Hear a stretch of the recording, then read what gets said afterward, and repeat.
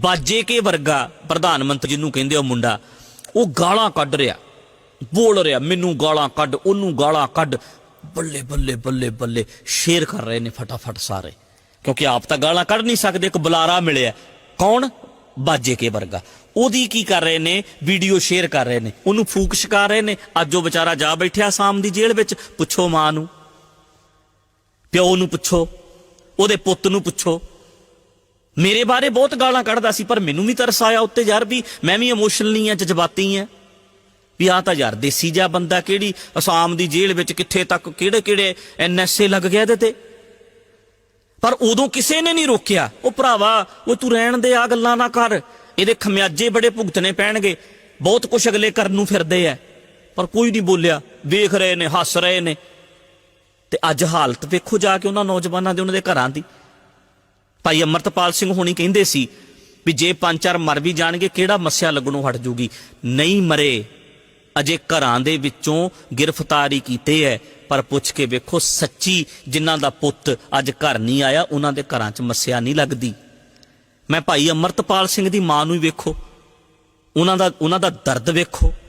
मां कह नहीं रही मेरा पुत्त नहीं लभ रहा, मां नूं पुछो भी मस्या लगदी है। पुछो प्रधानमंत्री दी मां नूं कि किन्नी तकलीफ हुंदी है जदों पुत्त घर नहीं आउंदा। अजे ते गए ने घरां चों, साल बाद 2 साल बाद मुड़ आउणगे, पर फिर भी जिन्हां दा पुत्त घर नहीं आउंदा उन्हां नूं पुछ के वेखो। ते सानूं नहीं सी पता कि साडे नाल इन्हां ने 30-40 साल पहलां की होया। दरबार साहब ढा गए अगले आके, हरमंदर साहब ढा गए अगले आके, अकाल तख्त साहब ढा गए अगले आके। ਲੱਖਾਂ ਦੀ ਗਿਣਤੀ ਦੇ ਵਿੱਚ ਸਿੰਘ ਸ਼ਹੀਦ ਕੀਤੇ ਗਏ ਹੈ, ਮਾਰੇ ਗਏ ਹੈ ਕੋਹ ਕੇ। ਉਦੋਂ ਦੇ ਚੁੱਲ੍ਹਿਆਂ ਦੇ ਵਿੱਚ ਉੱਗੇ ਹੋਏ ਘਾਹ ਅਜੇ ਤੱਕ ਚੁੱਲ੍ਹੇ ਨਹੀਂ ਬਲੇ, ਬਰਾਤਾਂ ਨਹੀਂ ਚੜ ਸਕੀਆਂ ਪੰਜਾਬ ਦੇ ਵਿੱਚ। ਸਾਨੂੰ ਇਹ ਹਾਲਾਤ ਨਹੀਂ ਪਤਾ ਸੀ ਵੀ ਪਹਿਲਾਂ ਇਹਨਾਂ ਨੇ ਕਿੱਦਾਂ ਸਾਡੇ ਤੇ ਸਕੰਜਾ ਕੱਸਿਆ ਸੀ। ਜੇ ਪਹਿਲਾਂ ਇਹ ਕੁਛ ਕੀਤਾ ਸੀ, ਹੁਣ ਸਾਡੇ ਨਾਲ ਘੱਟ ਕਰਨਗੇ। ਜੇ ਉਹਨਾਂ ਵੇਲਿਆਂ ਦੇ ਵਿੱਚ ਜਦੋਂ ਸਾਡੇ ਕੋਲੇ AK-47 ਵਰਗੇ ਹਥਿਆਰ ਸੀ, ਇਹ ਉਦੋਂ ਆ ਕੇ ਆ ਕੁਝ ਸਾਡੇ ਨਾਲ ਸਰਕਾਰਾਂ ਐਡੀ ਵੱਡੀ ਮਿਲਟਰੀ ਲੈ ਕੇ ਆ ਗਏ ਸੀ, ਤੇ ਅੱਜ ਸਾਨੂੰ ਕੀ ਕਰਨਗੇ ਸਾਡੇ ਨਾਲ? ਅੱਜ ਸਾਨੂੰ ਬਖਸ਼ ਦੇਣਗੇ ਕੀ? ਜਦੋਂ ਇਦਾਂ ਦਾ ਹਾਲਾਤ ਹੋਣ ਫਿਰ ਬਚਾ ਕੇ ਨਹੀਂ ਚੱਲਣਾ ਹੁੰਦਾ, ਫਿਰ ਪੜ੍ਹ ਲਿਖ ਕੇ ਦਿਮਾਗ ਵਰਤ ਕੇ ਅੱਗੇ ਨਹੀਂ ਜਾਣਾ ਹੁੰਦਾ। कि अमरतपाल सिंह होना नूं आके खेतरी पार्टी नहीं बना लैनी चाहिए सी पंजाब विच? जे एक सीधा साधा मान मुंडा अज भगवंत मान CM बन सकता है, जट्टां दा मुंडा सीधे साधे पिंड चों मालवे चों उठ के CM बनता है, तो कोई ना कोई तरीका वरत के कि CM की कुर्सी नहीं लई जा सकती सी? वड्डे वड्डे अहुदियां उत्ते सिख नहीं बैठे? किहड़े किहड़े वड्डे वड्डे अहुदियां ते सिख नहीं गए? कित्थे कित्थे जाके इन्हां ने मेहनत करके तरक्कियां नहीं कीतियां, कि कीतियां नहीं सी जा सकदियां? सोहणे तरीके दे नाल जे CM लोकां दा दिल जित के अज CM बन गया, कुर्सी ते बह गया, चीफ मिनिस्टर बन गया, ते की होर कोई सिख नहीं बन सकदा जिहड़ा सिखां दा हतैशी होवे? सोचिया नहीं सी जा सकदा? प्रधानमंत्री दे ओहदे तक नहीं सिख जा सकदे, गए नहीं अगे, राष्ट्रपति सिख नहीं बने, बहुत कुछ नहीं किया जा सकता। पर जिहड़े तरीके असीं वरतदे आ उहदा खमियाजा अज जिन्हां दे पुत्त घरां च नहीं आए, उन्हां नूं पुछ के तां वेखो।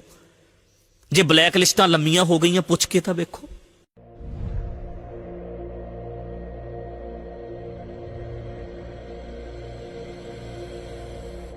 हमारे देश में राष्ट्रपति भी सरदार रह लिया, प्रधानमंत्री भी सरदार रह लिया, ठीक है।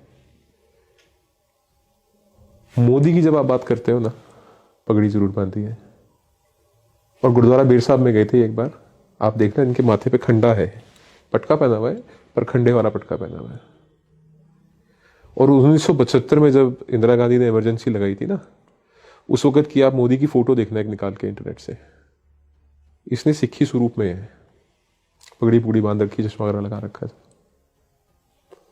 और जो चीज मेरे को छुई ना सबसे ज्यादा, पंजाब राजभवन, हरियाणा राजभवन, हिमाचल राजभवन, और इस देश के अंदर जितने गवर्नर हाउसेज हैं, जितने राजभवन हैं, सबके अंदर पाठ हुआ, सबके अंदर कीर्तन दरबार हुआ। मैंने अपनी जिंदगी में सोचा नहीं था 1984 के बाद, कम से कम वो वक्त देखने के बाद, कि भारत में कभी ऐसा दिन आएगा कि बंगाल के राजभवन में, असम के राजभवन में, नागालैंड के, केरला के, कर्नाटका के, तमिलनाडु का या पौंडीचेरी के राजभवन में कीर्तन दरबार लगेगा, गुरु साहब का पाठ किए जाएंगे। इमेजिन नहीं किया था कभी ऐसा हो सकता है। और जितना इस बंदे ने किया सिक्की के लिए, मैं आपको बताऊं, ये दिल से रिस्पेक्ट करता है सिख रिलीजन की, और वो दिखता है, बोलने की जरूरत नहीं होती। जितना इस बंदे ने किया ना, कोई नहीं कर सकता। हम लाख गाली दें इसको, कुछ करें, इसने सिर्फ और सिर्फ सिख कौम की निशानी को अपने माथे पे सजाना, अपने सिर पे सजाना कबूल किया। और अगर हम इसको गाली देंगे ना, तो हमारी कौम से बड़ी मूर्ख कौम कोई नहीं है। कुछ कह लो इसको आप, इसने पलट के कभी जवाब नहीं दिया, कभी नहीं इसने गलत बोला। और हिंदुस्तान में किसी भी स्टेट के अंदर आप जानते हो वैभव कि सबसे ज्यादा इंपॉर्टेंट जो फर्स्ट सिटीजन होता है स्टेट का, वो गवर्नर होता है। और राजभवन की क्या वैल्यू है आपको पता है। और हर राजभवन में अगर कीर्तन दरबार करवा दिया इसने, गुरु ग्रंथ साहब का प्रकाश करवा दिया इसने, ये हमारे खिलाफ तो नहीं है। आप मुझे वो कांग्रेस की सरकार बता दो, या आप मुझे वो कोई गठबंधन की सरकार बता दो जो केंद्र में राज कर रही थी, और उसने किसी भी ओकेजन पे हिंदुस्तान के अंदर, पूरे भारत के अंदर, सभी राजभवनों के अंदर ऐसा कार्यक्रम, ऐसा प्रोग्राम करवाया, मुझे एक बता दो सरकार, मैं आपसे सहमत हो जाऊंगा। और अगर आप नहीं बता सकते तो अगली बार ये मत बोलना कि मोदी सिखों के खिलाफ है। मोदी 135 करोड़ हिंदुस्तानियों का प्रधानमंत्री है। धर्म, जात, रंग, भाषा या आपका जेंडर मैटर नहीं करता, ये हम सब के लिए कर रहा है। और सिखों के लिए मैं दोबारा दोहराता हूं, करतारपुर साहब कॉरिडोर इसकी मर्जी के बिना पाकिस्तान खोल भी ना पाता। ये बोलता कि नहीं साहब मैं नहीं खोलूंगा, इंटेलिजेंस एजेंसीज की हमारे पास ये रिपोर्टें हैं, तुमने सब खालिस्तान का वहां पे प्रोपेगेंडा चला रखा है, तुमने भिंडरावाले की फोटो लगा रखी है, मैं तो नहीं खोलूंगा। तब तुम बोलते कि हाँ ये सिखों के खिलाफ है। इसने बोला यार जो रिस्क है उससे निपट लेंगे अपन, कोई बात नहीं, पर ये आस्था का सवाल है, ये होना चाहिए।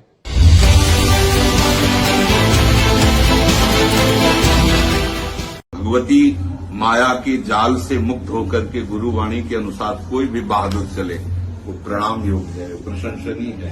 क्योंकि माया के आकर्षण से हटता चला गया गुरुवाणी से, तो वही हो गया ब्रह्मविद ब्रह्म ही भवति। जो ब्रह्म का चिंतन करता है वो ब्रह्म स्वरूप हो जाता है। जो गुरुदेव का सतत चिंतन करता है वो गुरुदेव स्वरूप हो जाता है, वो भगवत स्वरूप हो जाता है। तो इस मान लो नई अवस्थाओं में, भगवत मार्ग में तो हमें बहुत सुख मिलता है कि इसी अवस्था से ये, अब जैसे वृद्धावस्था हुई, जीवन भर विषय हो गए, अब विषय त्याग, विषय लायक ही नहीं रहे तो त्याग क्या हुआ, समझ आएगा। अब जैसे यौवन अवस्था है और उस समय विषय त्याग करके भगवत अब योद्धा है, अब सही मार्ग वो पकड़ पाएगा।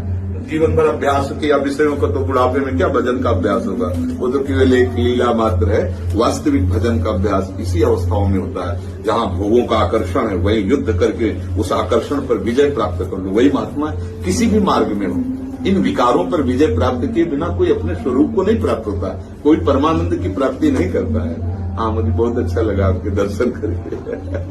जी सर, इस मार्ग में चल रहे थे, फिर बहुत सारी कठिनाइयां आई, फिर दूर हो गए, फिर आपका मतलब वचन सुने, फिर लगा कि नहीं ये चीज हो सकती है। जी बिल्कुल हो सकती है, बिल्कुल। बहुत बहुत धन्यवाद आपका।